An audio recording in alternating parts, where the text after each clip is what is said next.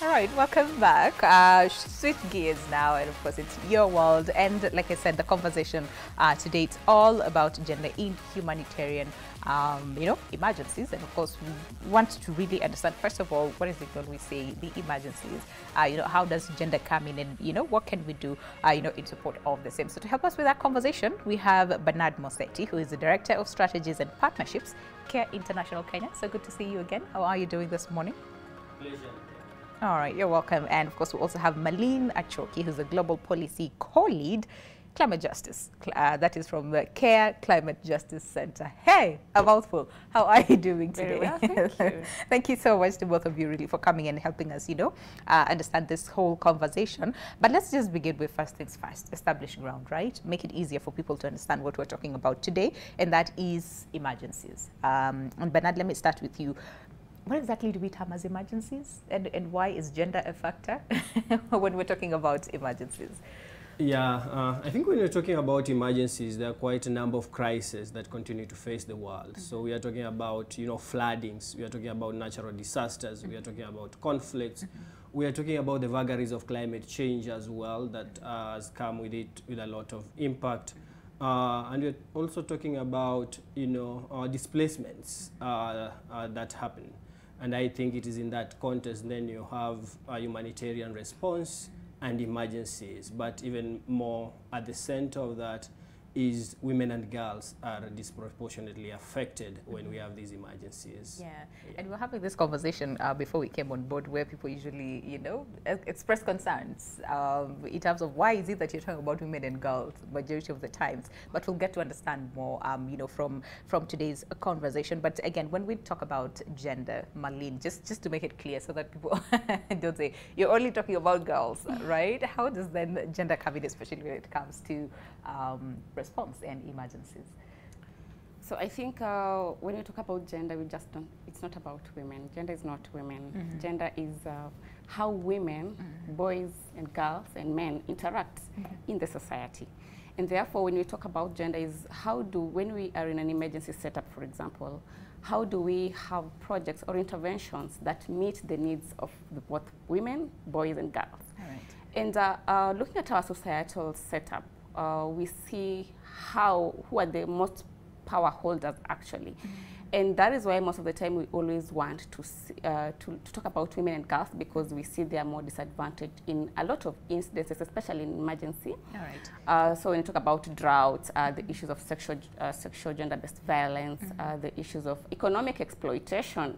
You've heard about sex for fish, sex for water. That is economic exploitation, and that is gender-based violence, because for women-headed households, they're supposed to provide for their families and they don't have money. And let's say it's because during the hunger crisis times, so therefore they're exploited by they can be humanitarian workers. They can also be the power holders who are supposed to help them meet their needs, but they're actually exploiting them. And therefore, that is economic exploitation and gender-based violence.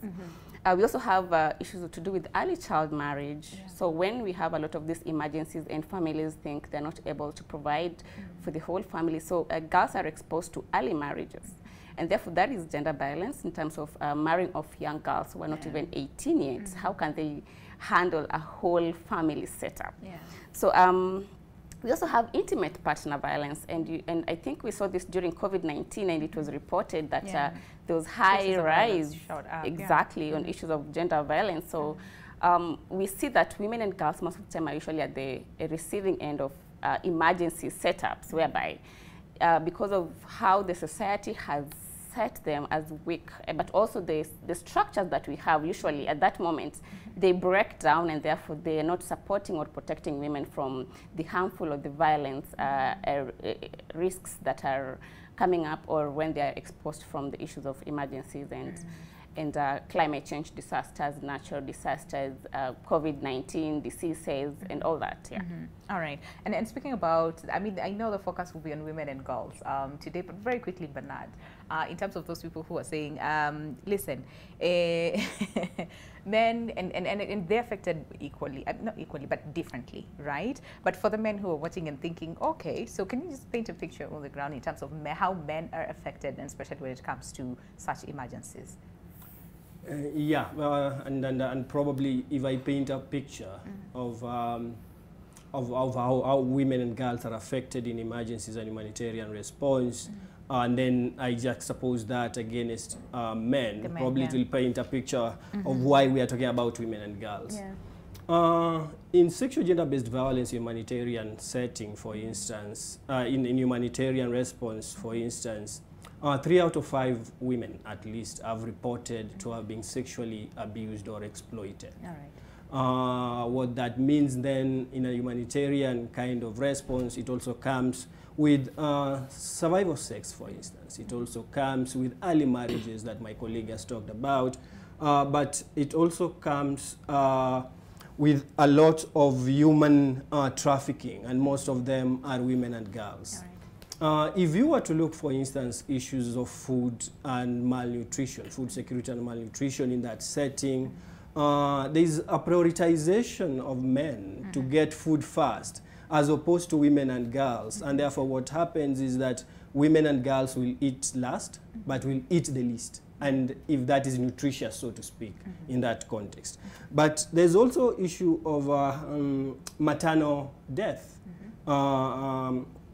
1 out of 5 women have reported, we have reported incidences in that humanitarian setting where the maternal death is increased at that point in time. So what you are seeing is that women don't have, they don't have affordable, or they can't access health surviving care in that situation.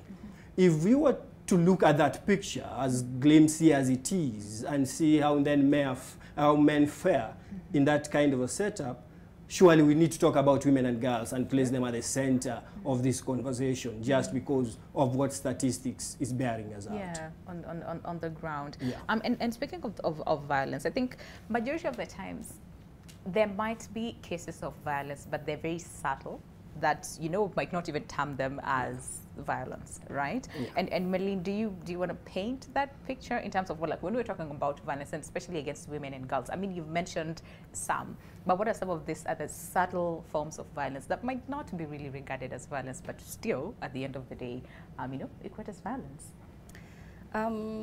So what we're saying actually currently is that gender-based violence is rooted in gender equality. Yeah. So violence is violence. There's no violence that is not good enough to be reported.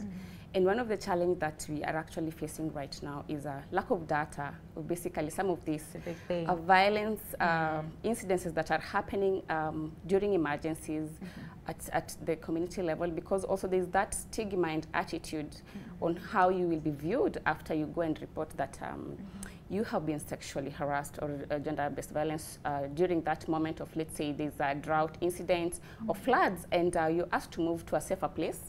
And what happens is that it's one tent where everyone is actually put up there. So women, girls, men, all elderly people, and everyone is there. So at that point, all women are actually exposed, women and girls, even the elderly and the sick. And any form of violence is violence, even just someone touching you inappropriately in that setup, that is violence, because and currently in these 16 days of activism, we are saying that gender-based violence is actually violating human rights. So we need to feel safe in whatever space that we are in, and don't feel like, okay, and don't feel also judged that if something happens, you'll be told it's because you are in this kind of environment, or you look like you are, So violence is violence, and that is why we, as CARE, our vision in terms of trying to eradicate poverty and also social injustices, we try to implement programs that support women empowerment while at it, and providing them that space to make decisions about the issues that they're actually facing on the ground. And we know through that intervention, then we're able to design programs that are actually speaking to the needs of the women and girls at that level, where they can speak about what the key challenges that they're actually facing, that we think it's not violence, but for them it's violence because there's an aspect of mental health that really comes with these issues of violence, however small it is. And we've seen people who've been exposed to this violence when they grow up, they're now trying to speak about it because it's actually affecting even how they relate with different genders. So I think from CARE's perspective, violence is violence, and therefore through our programs implementation, we're trying to support both men, boys and girls to be able to have the equality in terms of accessing equal opportunities, equal education opportunities, employment opportunities, decision making, because that is where we see a lot of violence exposure. Currently, we know most men hold the decision influencing power holding roles. And therefore, if you do not have women also at that space to help provide the current scenario, what's happening, and how the decisions can be provided that support them, that builds them, then they will continue to be exposed in this violence, which is cross-cutting against a number of issues, be it emergency, be it climate change, be it pandemic, COVID, we saw the situation, in any other context. So women and girls most of the time are usually at disadvantage because of the power influence that most of them, especially in vulnerable communities, do not have. Yeah, and especially during the humanitarian emergencies. Again, how rampant would you say these cases are? I think when you look at the violence against women in that context of emergencies, there are multiple factors that lead to this violence. One that has already been talked about is the existing gender inequality that is already rooted in the society, but when you have those crises, they are exacerbated and they are heightened first within the household, then you have the communities and the society. Type of this violence, especially in sexual and gender-based violence, include intimate partner violence. There's also sexual assault, but at the same time, there's heightened marital rape. But when you look also at rape in itself, there's also rape as a tactic of war. If you look at these conflict situations, rape is being used as a tactic of war, and it's something that then we must discuss about in the context of, negative masculinity at that aspect. But we must also look at the issue of sexual and gender-based violence from the context even as well of marrying of young girls during humanitarian crisis as a coping strategy for most of the families or the societies that are experiencing this. So there are quite a number of multiple factors that lead into this, and that is then what we need to put out there. But look at also another thing that we must speak about, and this is the humanitarian actors in those contexts, including sexual abuse and exploitation of international aid workers, of peacekeepers, but at the same time of local, national, and international actors in that arena. And it's something we must need to discuss on how do we move forward in terms of ensuring that this doesn't occur. And Marlene, how much of a problem or a challenge are some of these forms of violence, especially in a humanitarian emergency? Case in point, a case of intimate partner rape, right?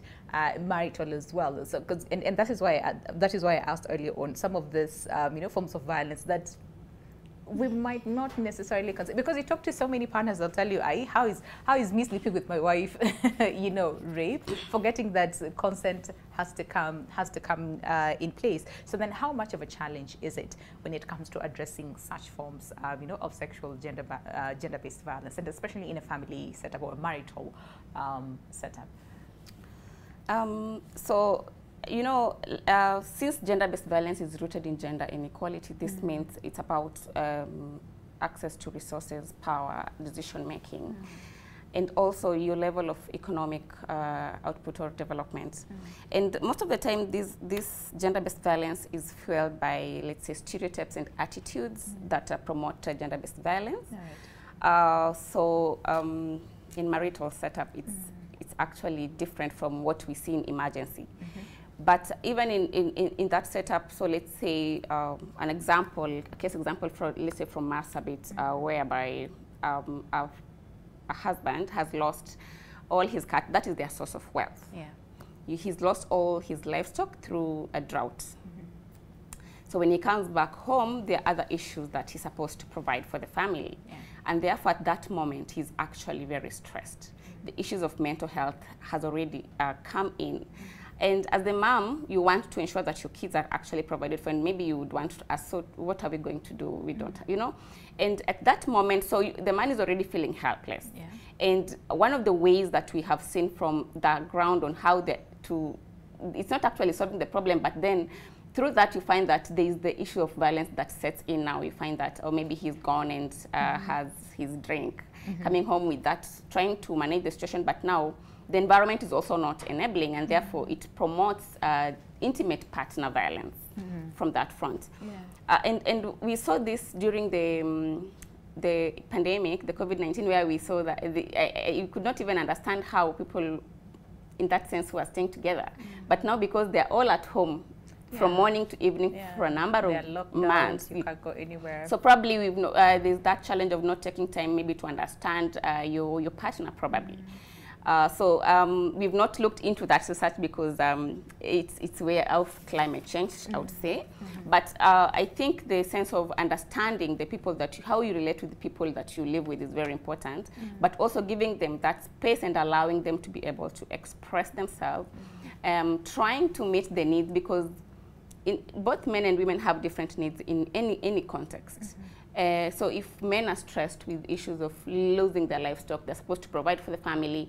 Women are also actually exposed to issues of looking for food and water, because you can't sit there and watch your kids sleeping hungry, because you must do something as a woman. We know that is how we have been brought up and how we are.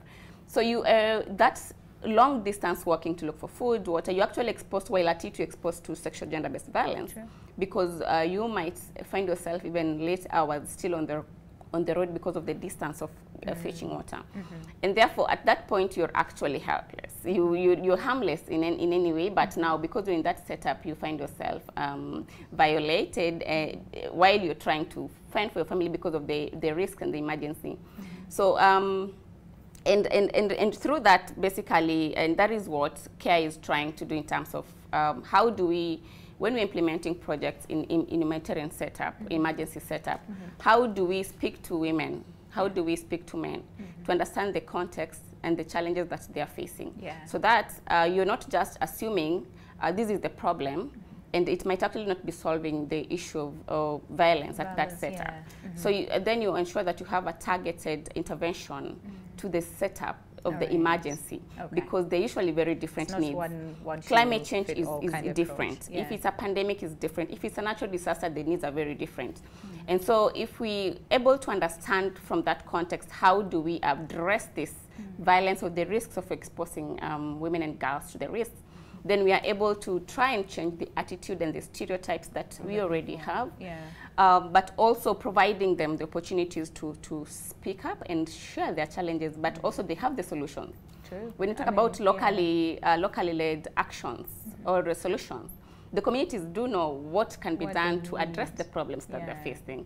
And so therefore we try to provide that enabling environment, resources, investments, to allow them to make decisions, but ensuring that there's gender balance, there's gender empowerment, there's capacity building, even for the men, because you also don't want to make it once. You take women away from home to go for trainings, and the man is not aware. He'll come back, she'll come back and get met with violence. So we must also engage men and boys in this conversation. And train them why there's that need for allowing women to participate in economic development initiatives, activities, and how this will actually help the family setup, the society, the community. And the community at large. And I'll come back to really understand, so fine, the different approaches that, CARE, has sort of like employed just to make sure that we have a solution. But still, like you mentioned, sometimes the society has the solution, by themselves. Yeah. But now in this context, the women and girls, how can they be part of this, of this solution? Yeah, in terms of getting women and girls to be part of the solution, first of all, they do exist in that society. So they should be part of the solution. But one of the things that we have seen increasingly in our CARE comprehensive approaches when we are working when we are working in this context is that if women are able to be at the position where decision making is taking place, then it becomes their voices are harnessed and their voices are put forward. So it becomes very easy for that, because they do understand the situation. They do understand the context. Women are able to reach so very many people within the societies that they live.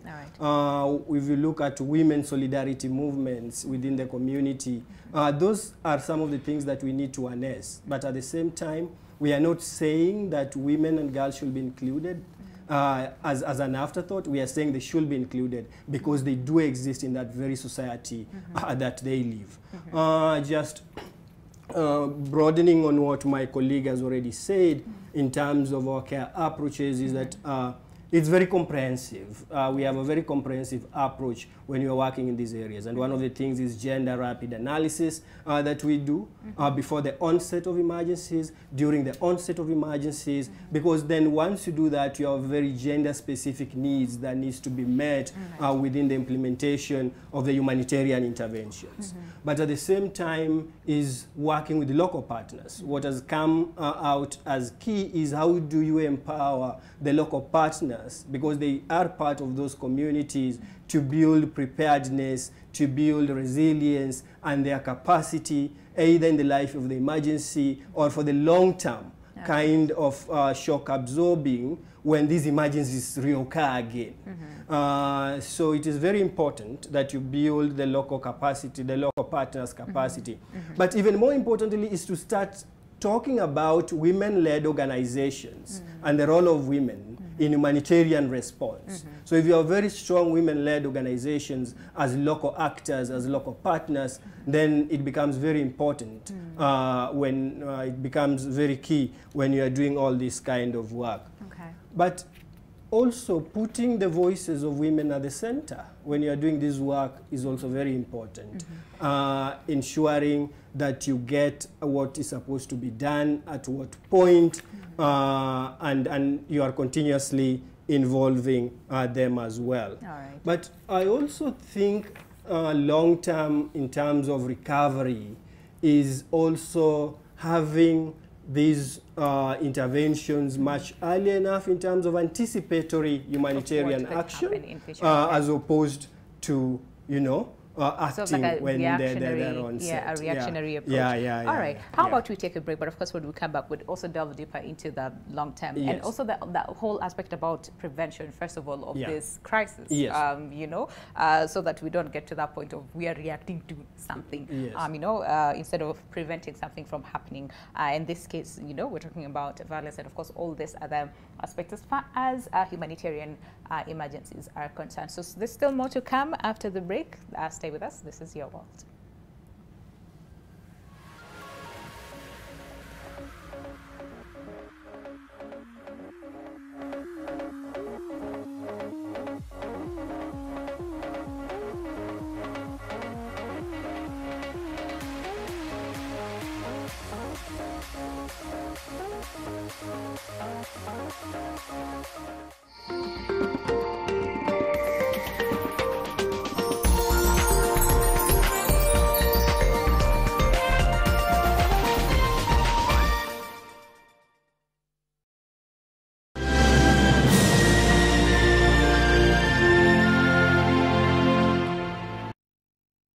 Centum Real Estate offers you an opportunity to own a home in a serene environment. Talk to us today on 0713 877 777 or text 2 Rivers to 22365.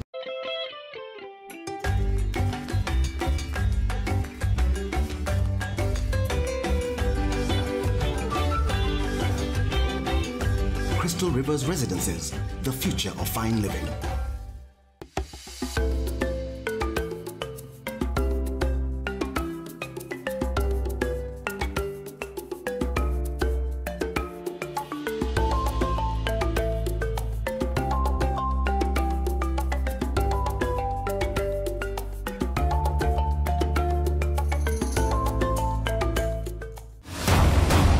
On this week's episode of The Best Of. It's like a spa and shave all rolled into one manly shave with a blade. We are on the cutting edge of grooming. If I'm charging you 1,500 for a beard shave, it's because the products I'm using are also premium. We showcase the trendsetters, trusted by trendsetters. In 2015, nearly participated in a competition and I win a Barber of the Year. And nearly votiwa kama pia Hairstylist of the Year. And we cut to the chase on the chairs of the best of barbers.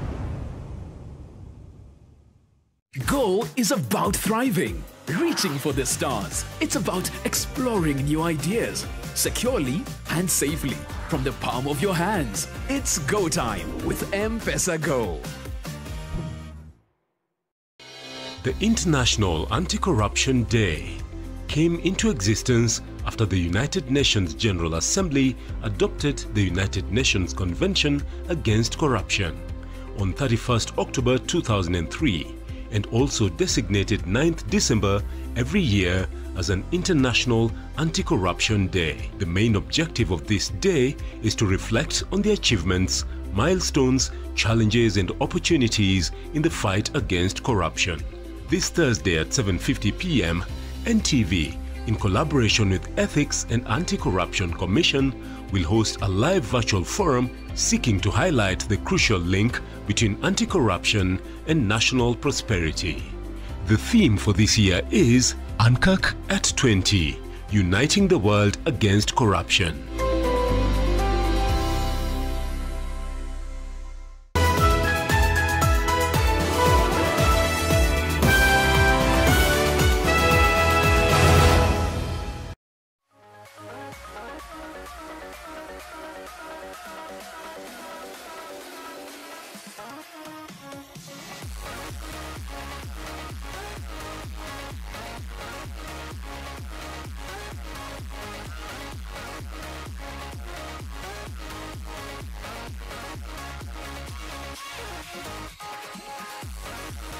All right, welcome back.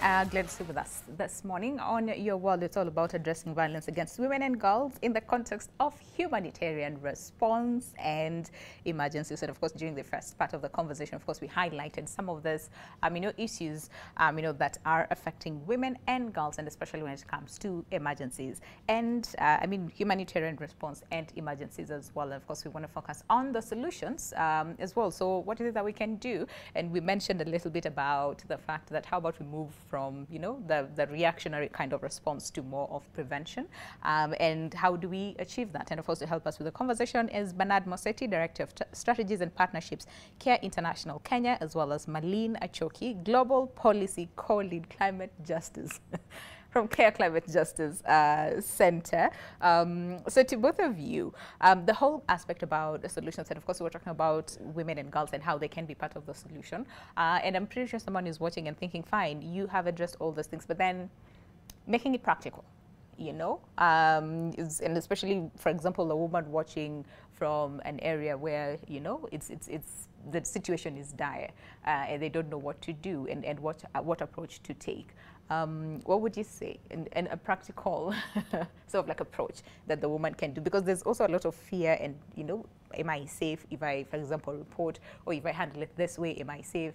Is my family safe, and all those things? So practical, safe, routes that women and girls can take. Yeah. I think one of the practical examples is having women-led organizations to start being the first responders on humanitarian responses and emergency situations. So that is one. But one of the things is that we are, as an institution, as an organization, want to work with those women-led organizations, capacity build them in terms of the response. Another point is it's not only CARE that does this. There are quite a number of actors in this field. There is the police, There's other international and local NGOs that are working into this, and they are always in those emergency situations trying to provide help. And I think what we need to work better is on the referral mechanisms, on reporting, but at the same time ensuring that action is taken. So that is another thing. Another point is that we have institutions that link issues of SGBV with the survivor, but at the same time providing safe shelters when they require. We are happy to link the colleagues, we are happy to link listeners who might be in this situation to these organizations, but at the same time offer pro bono legal services to them if the situation require. At CARE also, we run urgent, we have a project that we have on rapid response, and therefore we are ready to respond in a very quick way. But also, in terms of long-term, the model around Village Savings and Loans Association, so that you ensure that there's income generation post-recovery or when they're recovering, and therefore they just generate their own income in terms of sustainability.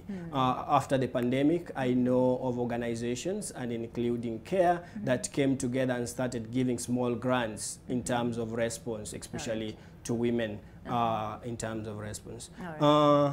I've also seen, on social media, that there is a generated conversation, why always women and girls in this conversation. First of all, I think there is nothing wrong in discussing women and girls and putting them at the center. Just to put a caveat as well, that this conversation is not only about women and girls.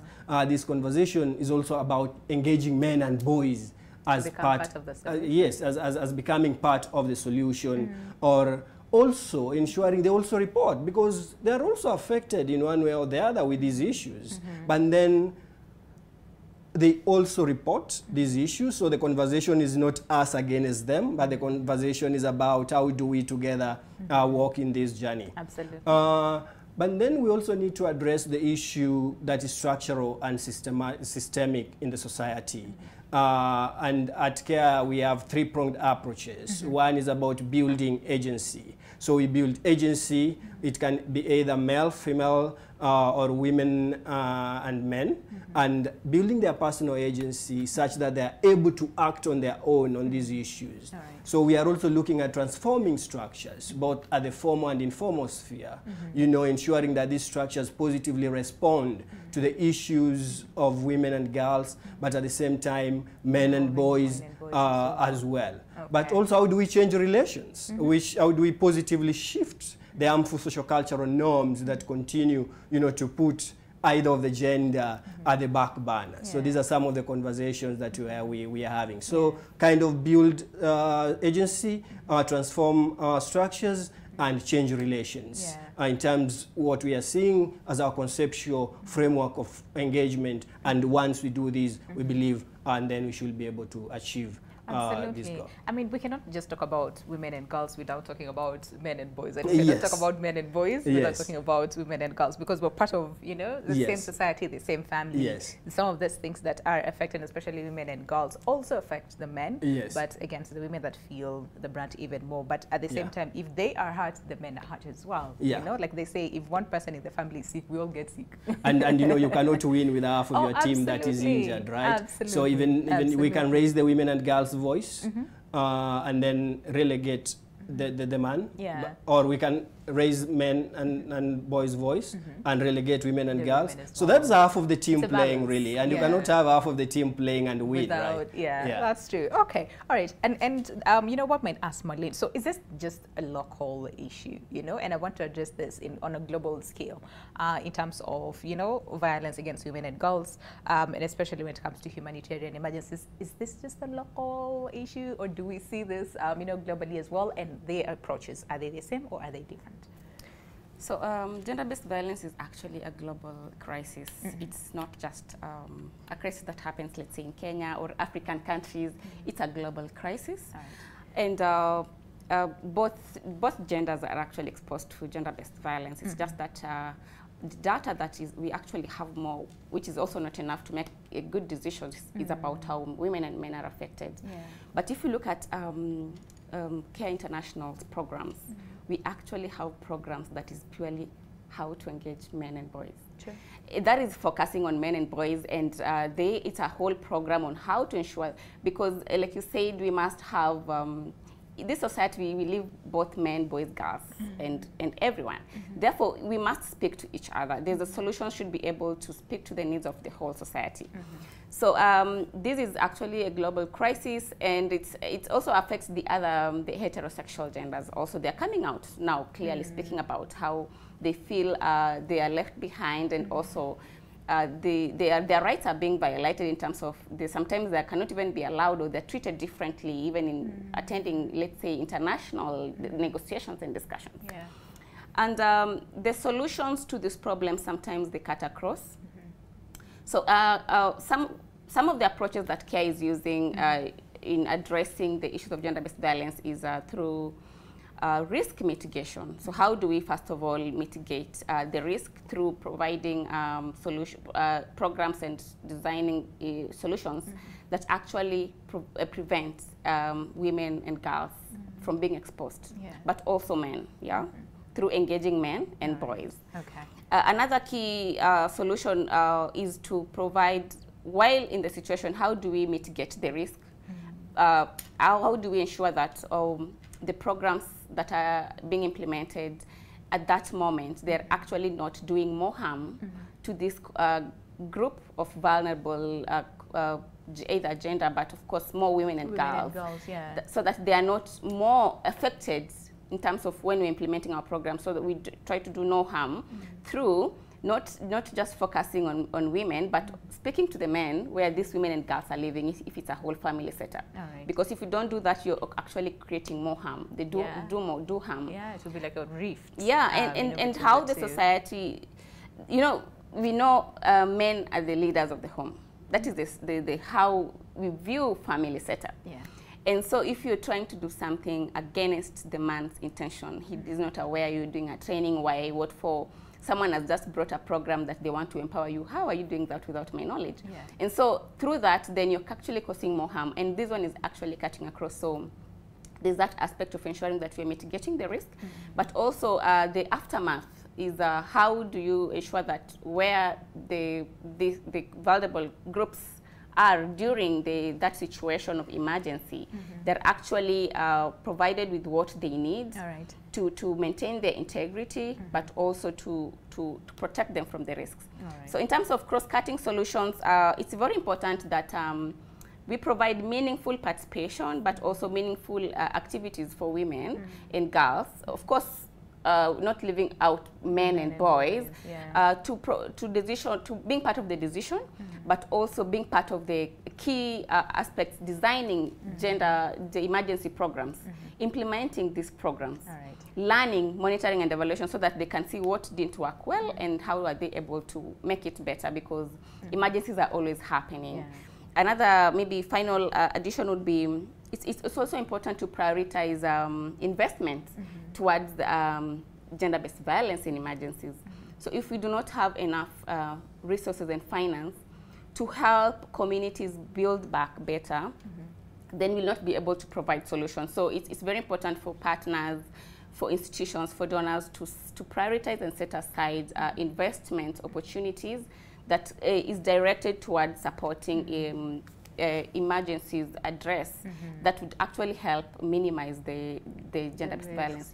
But let's remember that with all this discussion, gender-based violence is rooted in equality. So if we do not address the root problems, which is ensuring that, and actually gender equality is not about women and men being the same. No. Providing equal opportunities to these groups. And so if we're able to address that as the root cause, allowing them to sit on the table and make decisions, allowing them to take leads and implement programs, allowing them to build their capacity and how they can prevent some of these impacts. These are very simple initiatives that can be done to ensure that we should not be talking about gender-based violence anymore, but we're talking about how do we look at transformative structures in communities, and that we will be safe. I will know even if it's during drought or floods, I am sure that the men around me will protect me, but will not take advantage because we are in a setup that the systems have broken or they have weakened, that even the government structures cannot protect the women and girls. I see that. The community, the family, because now the situation is very different. And therefore they are exposed because of the broken structures or the weakening of the structures at that time. Absolutely. Allow me to take that as your parting shot, Marlene, because we literally have to end the show right now. And Bernard, very quickly, in terms of fine, you know, CARE, for example, has, put up structures, projects and all those things just to help, in humanitarian emergencies. But what have you identified that, should be strengthened, sort of? Because a number of things have worked, which is a good thing, but what needs to really be strengthened just to make sure that everything works and we move from reactionary to more of preventive? Very quickly. Is this part of my parting shot? This is your parting shot, actually. It's important. It's important to know that. But I think it will be unfair if I have my parting shot without talking the issue of drought in the country as part of the humanitarian issue that is facing the country. And then that's how has disproportionately impacted women and girls, including children. Just in Kajiado County, CARE is implementing a project there with schoolgirls going children.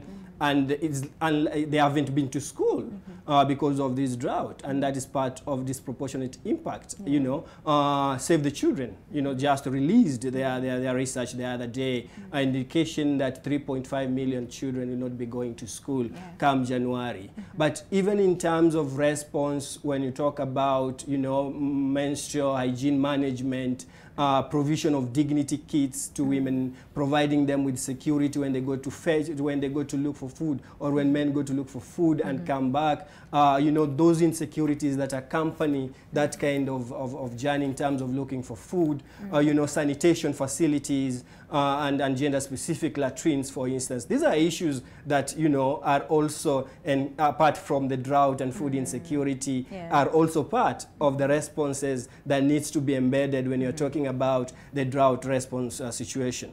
But in terms of long-term solutions, I think the anticipatory humanitarian action will really be helpful, because these humanitarian instances and crises, institutions that are in charge either of weather forecast or predicting, if we are to talk about the drought, for instance, time and again have told us the rains will fail 2 years ago.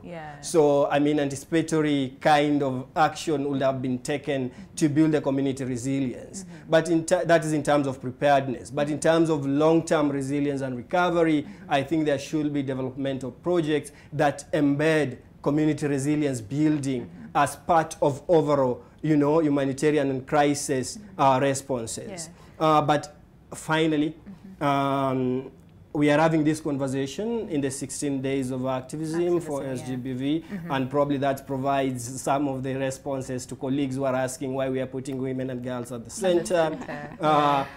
We are also at CARE. CARE Rwanda has implemented a really good model on intimate partner violence called Indashikirwa model. We are looking at either scaling this up in Kenya as with organizations such as Center for Rights and Awareness CRU, this model, and it has indicated really the violence reduces by around 20% at the households. And we are looking at scaling these up, this model, because these are evidences that has come out.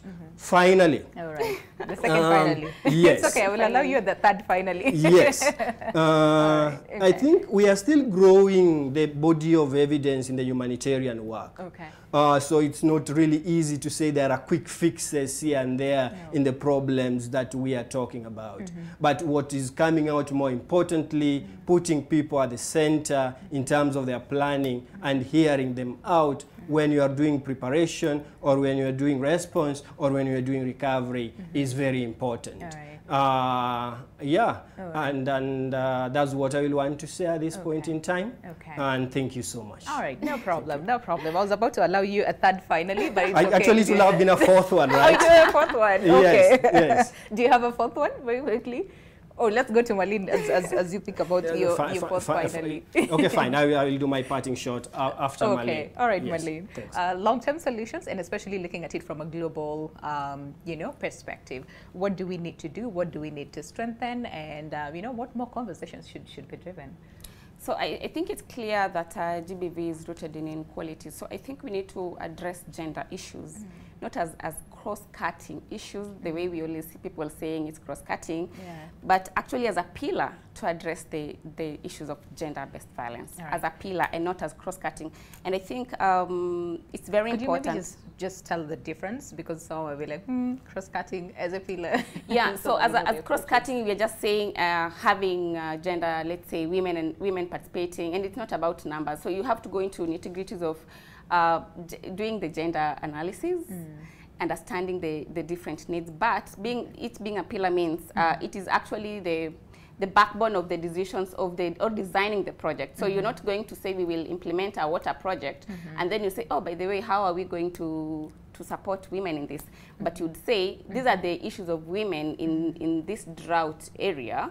This is what they have identified. So you are starting to have it as a key pillar, as the main issue, now starting to provide solutions from the issues that they have provided. Right. So that is how we have it as a main pillar and not just cross-cutting, because cross-cutting is always about numbers. And sometimes you can have, and we're not talking about numbers just to have women sitting on the table and not speaking. We have women who can sit on the table and make decisions. So let us identify them, because they're even there at the local level. There are those women who are listened to by the women, from the chamas. They always have those things at the local level. So we will use them as change of agents to provide and air the voices of women and girls in that context. I think for me, generally, which is cross-cutting, how to address the issues of gender-based violence in emergencies. It's actually very important to work with all the members of the society to transform our engagements in the society. All the members, and it's just as that simple. Engaging all the members, not half of the members. Through that, then you're having programs that speak to the needs of all the members, men, boys, girls, and women. Simple. All right. And like we said earlier on, I mean, and especially when it comes to cases of emergencies, it is different, in different setups. So approach should also be, tailor-made for that. Yeah, the context should be taken into consideration at that point. Okay. Yeah. All right. Bernard? Yeah, okay. In the interest of gender now, as the only one here. Yes. I think for me it's a clarion call. Not only to the country, when you look at the statistics when it comes to sexual gender-based violence now overally. And the clarion call here is look at the birthday that you might miss, look at the get-together that you might miss, look at the visit that you might miss, look at the wedding that you might miss just because someone has died because of sexual or gender-based violence. And I think when we stop and pause and think about that, I think the clarion call is especially we men, because statistics shows it's us who are perpetrators as opposed to women. We can do better. I mean, we can be male champions, we can be influencers, and we can practice positive masculinity. And I think this is a call for the men to step to the plate and say no to sexual or gender-based violence as we come to the end of the 16 days of activism. Yeah, and I see that. I see that because, again, like we said earlier on, we cannot talk about women and girls without talking about men and boys, and vice versa. We cannot talk about men and boys without talking about women and girls. We are one society, to that. So let's protect one another. I think that is basically what we can say, right? Protect one another, for the common good, of the population. So we have to end it here. Thank you so much to both of you for coming. Bernard Moseti, Director of Strategies and Partnerships, CARE International Kenya, as well as Marlene Achoki, Global Policy Co-Lead, Climate Justice, and that is CARE Climate Justice Center. Thank you to both of you really for coming, and of course, passing the message out there that it doesn't really have to be a competition, but more of, support for one another, women and girls, boys and men as well. So we have to end it here. Thank you so much for staying with us. Andrew Misati very quickly on Twitter says, we need to look at how ADR caters for access to justice for victims, ensure the legal systems work for the victims efficient as compared to the situation and says where the case is dragged to more than 1 year. All right, so let's put a pause there, and we'll see you tomorrow morning, same time, same place, right here. No, tomorrow morning, no. From 8 to 9, it's all about Radio Beats TV, but I'll see you from 6 to 8 a.m. And of course, we'll be discussing being single during the holidays. That is a conversation you do not want to miss. But for now, God bless, stay safe, and see you soon. Stay safe.